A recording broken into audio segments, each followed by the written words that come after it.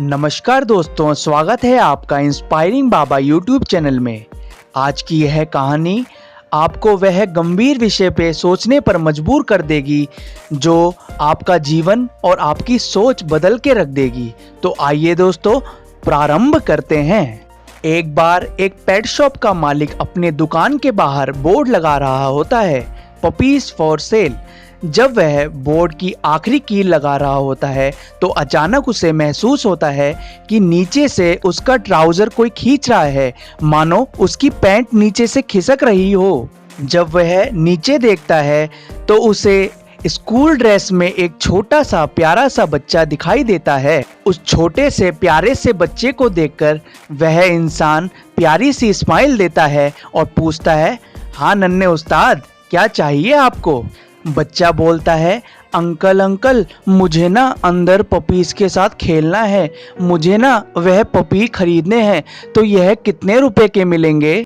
वह दुकान का मालिक उसे गोद में उठा के प्यारी सी स्माइल के साथ बोलता है, बेटा यह कोई चॉकलेट नहीं है, यह बहुत महंगे आते हैं, आपके पास इतने पैसे हैं क्या? तभी वह प्यारा सा नन्हा सा बच्चा अपनी जेब में हाथ डालता है और 50 का नोट निकालता है और दुकान के मालिक को थमा देता है और अपनी जेब से एक एक के 3 चिल्लड़ भी उस मालिक को दे देता है और बोलता है, लीजिए अंकल, इतने में तो ये पपी आ जाएंगे ना? मालिक बोलता है, नहीं बेटा, ये तो बहुत सारे पैसों में आते हैं। वह नन्हा सा बच्चा मायूस होकर बोलता है, अंकल मुझे उनके साथ खेलने देंगे, इसके बदले आप यह पैसे रख लीजिए। दुकान का मालिक उसको उसके पैसे लौटाता है और अपनी जेब से एक टॉफी देता है। उसके बाद उसे गोद में उठा के अपनी दुकान के अंदर ले जाता है। जैसे ही वह दुकान के अंदर जाता है तो बच्चा बहुत खुश हो जाता है और गोदी से नीचे उतरकर भागने लगता है। उस नन्हे से बच्चे की खुशी का ठिकाना नहीं रहता, मानो कि उसको करोड़ों की जायदाद मिल गई हो। वह नन्हा सा बच्चा सारे पपीज के पास जाता है। अचानक उसकी नज़र एक कोने में सफ़ेद कुत्ते के पास पड़ती है।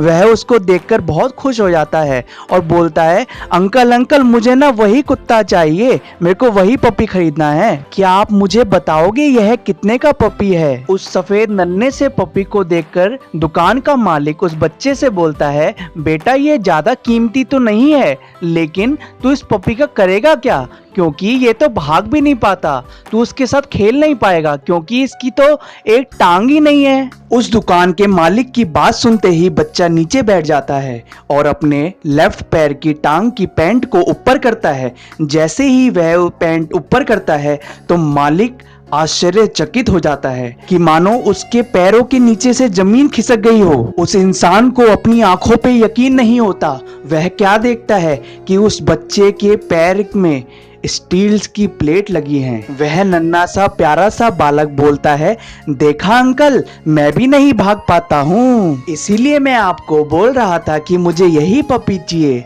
क्योंकि उसे कोई मिल जाएगा जो उसे समझ सके और मुझे कोई मिल जाएगा जो मुझे समझ सके। बहुत बार परिस्थितियों के कारण हम लोगों के बारे में एक ओपिनियन बना लेते हैं कि वह इंसान बेकार है, अरे मेरा पड़ोसी बेकार है, अरे मेरी बीवी को तो कुछ पता ही नहीं है, अरे मेरे बच्चे मुझे सिखाएंगे क्या अब, अरे उसे देखो कितना बनता है अपने आप को, कितना अपने आप को बड़ा समझता है। ऐसी कितनी ही बातें होती हैं जो हम अपने मन में दूसरे के प्रति बना लेते हैं। यह सदैव सच नहीं होता कि जो हम दूसरे के बारे में सोचते हैं वह सदा सच ही हो। हमेशा लोगों को प्यार दो, इज्जत दो और उनको समझने का प्रयास करो। आज हमारे जीवन की सबसे बड़ी समस्या यही है कि हम अपनी बात तो दूसरों को सुनाना चाहते हैं, लेकिन दूसरे की बात समझना और सुनना नहीं चाहते। आज समाज में होने वाली 90% समस्याएं अपने आप सुधर जाएंगी अगर हम दूसरों को समझना शुरू कर दें, दूसरों को सुनना शुरू कर दें।